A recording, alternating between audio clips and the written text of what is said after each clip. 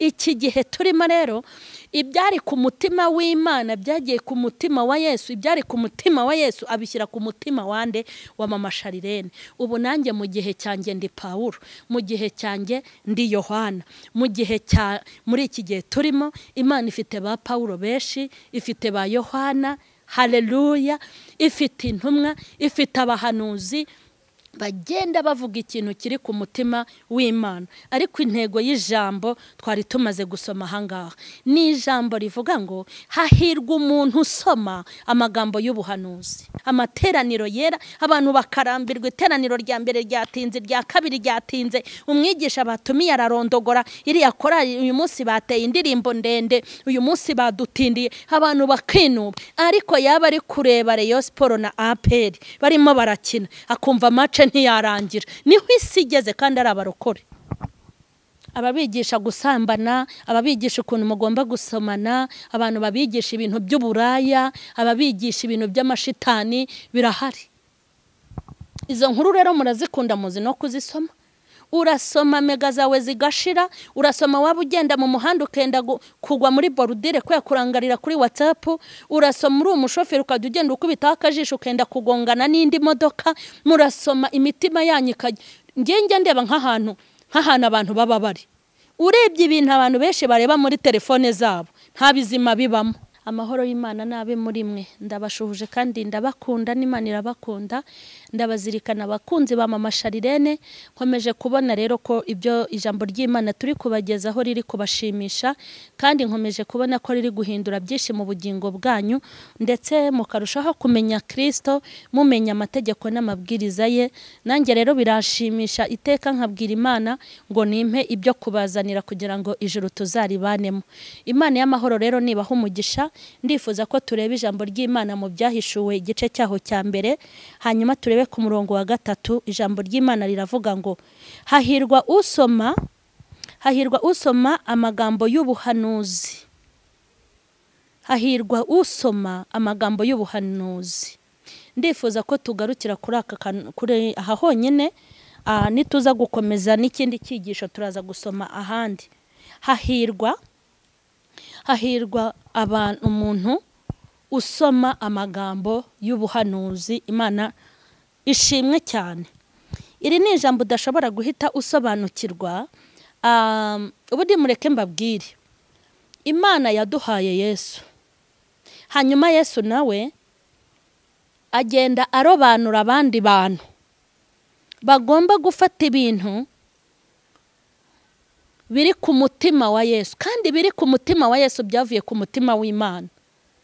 Kubera ko Yesu, reka nkubwire, Yesu ntimuteze kumubona yafashe mikoro ngo azabigishe. Yesu ntimushobora kongera kumubona yaje mu rusengero ngo ahagarare imbona nkubone. Yesu azanyura mu ntumwa nk'uko yanyuze muri Yohana mu magambo abanziriza ibi bice bitatu, ku bice 2 murongo wa 3 n'uwa 2 n'uwa 1. Twasanze ngo uhasomye nge sinahasomye guhera ku gice cya mbere ku murongo wa 1. Haravuga ngo ibyari ku mutima w'Imana yabishyize ku mutima wa Yesu, hanyuma ibyari ku mutima wa Yesu abishyira ku mutima wa Yohana, ngo kugira ngo intore z'Imana, haleluya, kugira ngo intore z'Imana zimenye amategeko n'amabwiriza bigomba gukurikizwa turi muri ubu buzima.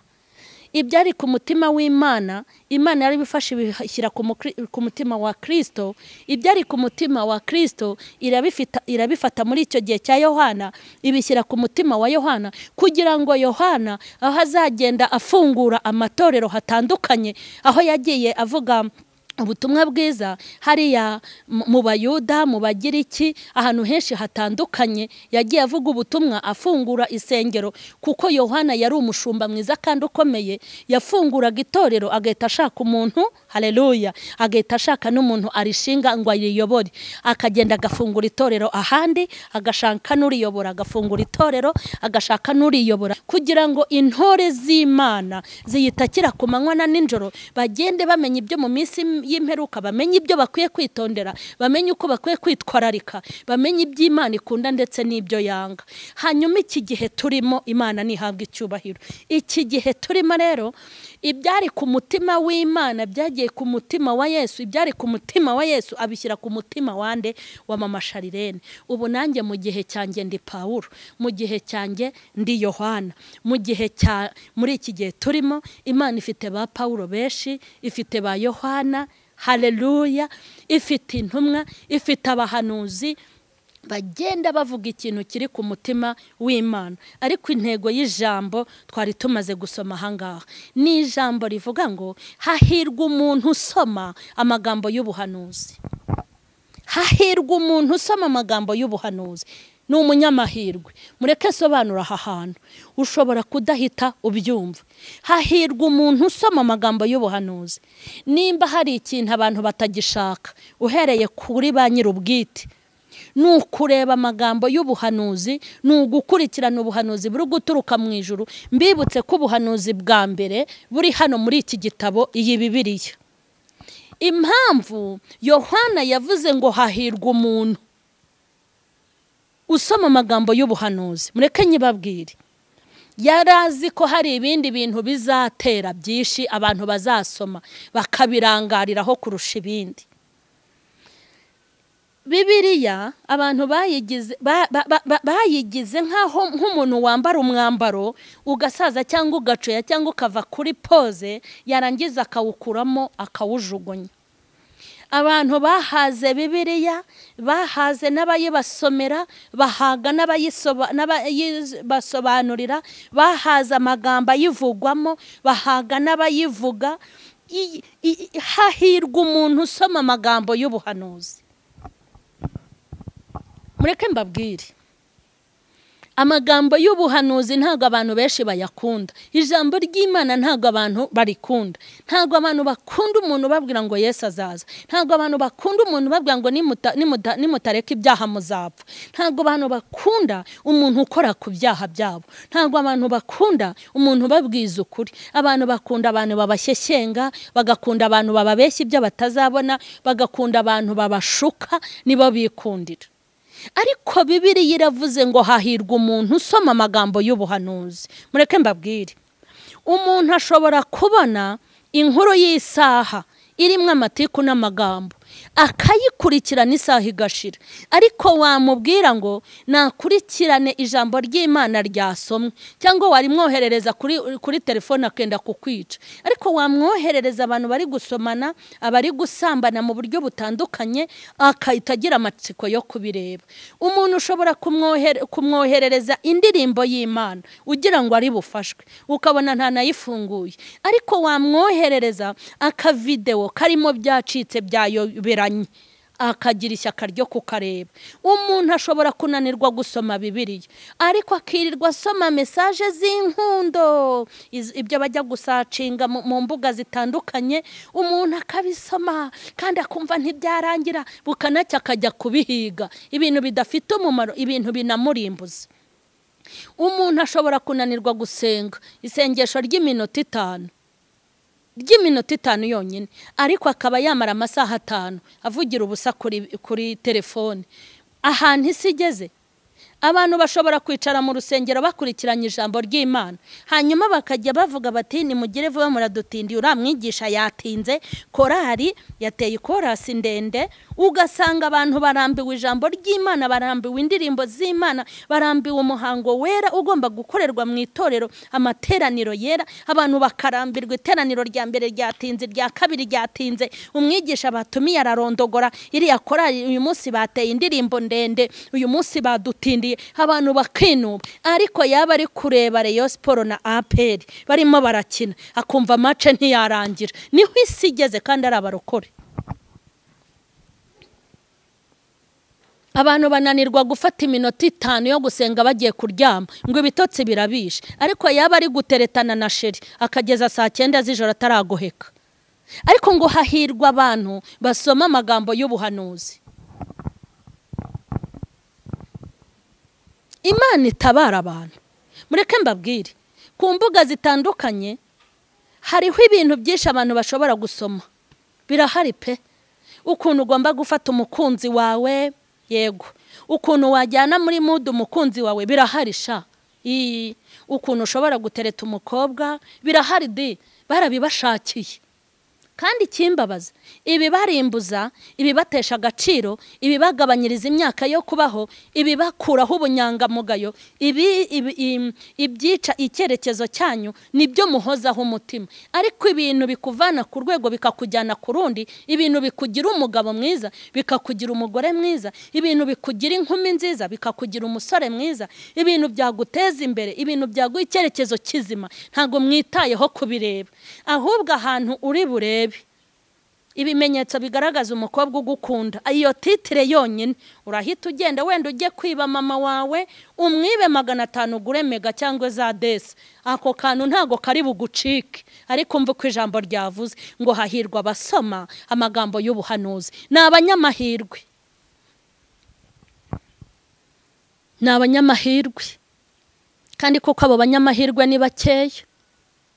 Yego, filime z'urukoza soni, ibintu biteye agahinda n'ibiteye umubabaro. Ni ikibazo gikomeye. Ariko Imana ibagirire neza. Ibintu byo gusoma birahari. Birahari.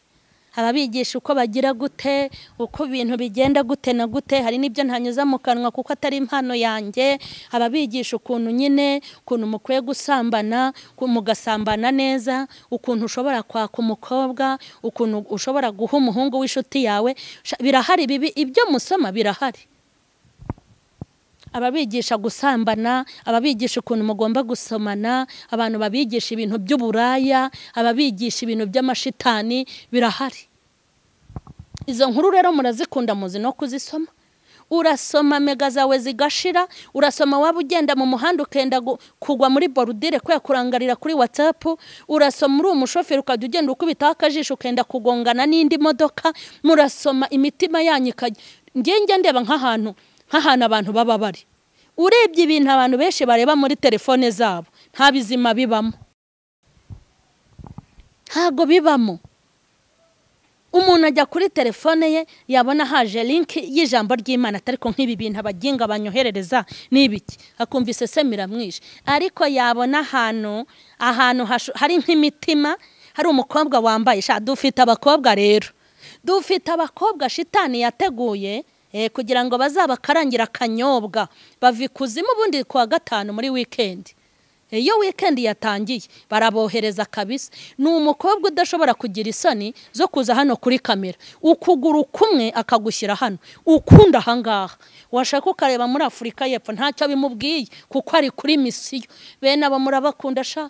Wajya aho kugira ngo ibyo gusoma birahari, ariko ngo hahirwa abantu basoma ijambo ry'ubuhanuzi. Hahirwa abantu basoma amagambo y'ubuhanuzi. Wamara kubona rero umukobwa wambaye ubusa, barahari bambara udusuve twonyene, barahari Imana yaremye wagira ngo bakuriye mu ipamba, arahari ufite ikibero wagira ngo ntigeze areba izuba yo koyo we, wagira ngo hari uruganda mbese banyuzemo, barahari wagira ngo bariremye. Abakobwa barahari yo shitani aba yabahaye n'umufungo, bazi kwikoraho rikaka, baje bafite misiyo. Gasanga umuntu arabarebye, amafoto ukareba, mu gitondo ugakanura amaso, ku manywa ugakomeza kureba. Barahari, ariko hahirwa abantu basoma amagambo y'ubuhanuzi. Hahirwa abantu basoma ijambo ry'Imana, hahirwa abantu basoma ibintu bibagirira umumaro, hahirwa abantu bita ku butumwa bwiza, hahirwa abantu bita ku buhanuzi bwiza, hahirwa abo bantu ni abanyamahirwe, niko Bibiliya ivuga. Hanyuma nakubaza ngo murokore wirirwa mu biki, urara mu biki? Ujya ugira agahe ko gusoma ijambo ry'Imana? Ujya ugira agahe ko kureba ubutumwa bwiza ngo urebe n'ubuhanuzi buriho? Ujya ugira agahe ko kwisuzuma ngo wongere ugishe inama umutima wawe, uwubaze nimba uri ku rugero rukwiriye? Ujya ugira agahe ko kubwira Imana uti wa Mana we, ndashaka uko wongera kunyihishurira no kunyiyereka? Ujya ugira igihe cyo kuganira n'Imana? hahirwa abantu basoma ijambo ry'Imana. Ibintu by'Imana birimo guta agaciro mu bantu.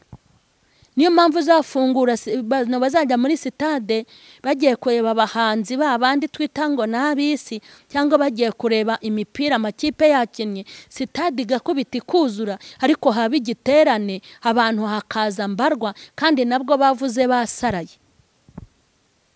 Ndabizi neza ko publicité zikorwa bari kuvuga ngo Kiyovu izakina n'iyi, APR izakina n'iyi, ntago habaho amatangazo menshi, kuko buri muntu wese w'umukunzi w'umupira aba ari kubaririza bati ikipe izakina n'iryari, ariko nta muntu wabaza ngo hazaba igiterane ryari.